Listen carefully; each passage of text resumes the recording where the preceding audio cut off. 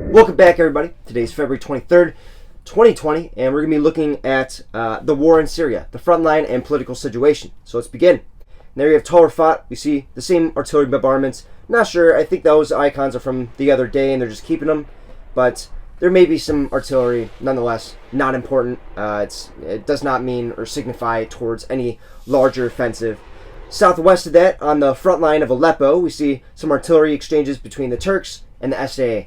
It looks like 5 Turkish soldiers were injured, one of them critically. So, again, I think it needs to be noted, Turkey, they are doing their best to go and combat this, but they cannot tell Russia to stop. Not this time. Now, south along this front line, the only other news we see, and it's actually very big news, is in Marat al-Numan, this front line. If we zoom in here, it looks like not just airstrikes, but artillery, and it's heavy bombardments of these 2 cities here. I think it's very obvious that in the next week, I would say next week because it looks like they've halted for the last couple days along this front line. But in the next week, we will see the SAA invade these 2 cities. I think that's really important to note because now we see sort of the face of what is going to happen in the next coming month around Marat al-Numan in this giant pocket. We see that they are bombarding this whole area, and I think my prediction is that they're going to be reaching these 2 cities, cutting down south, cutting off that whole area, again, just a 3-way front and just closing in. And then they will try and make it to that mountain chain. Why do I think that this pocket will take about a month? Well, although the M5 highway only took about maybe, a week, was it? Like maybe a couple weeks?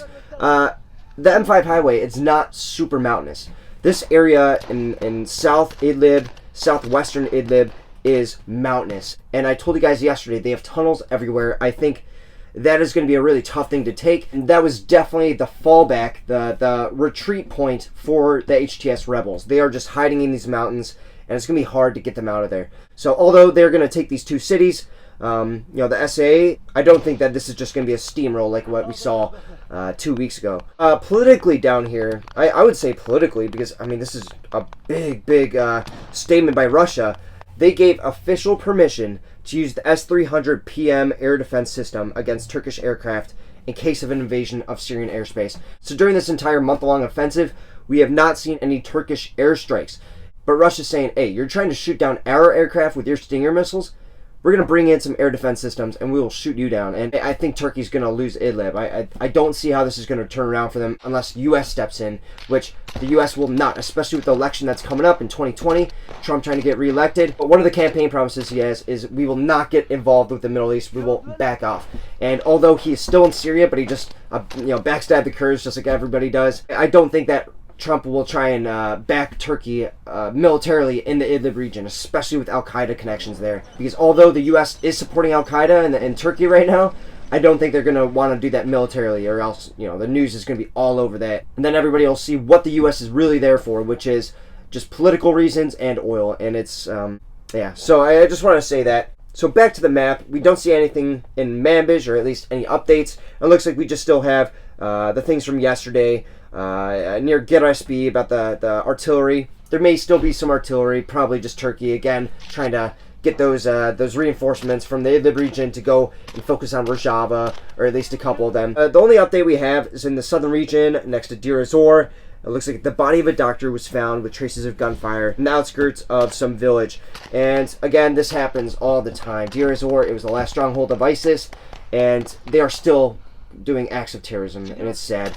If you guys remember, about a year ago, when I was there, if you guys remember, literally a year ago exactly, when ISIS was defeated, what they did, this entire yellow area, you would just see fire symbols everywhere. And when we were driving through Rojava, it seemed like every single field we passed by, there was either a brush fire starting, it was all burnt up with black, some police checkpoints were being surrounded by fire and everybody being killed. It was so bad.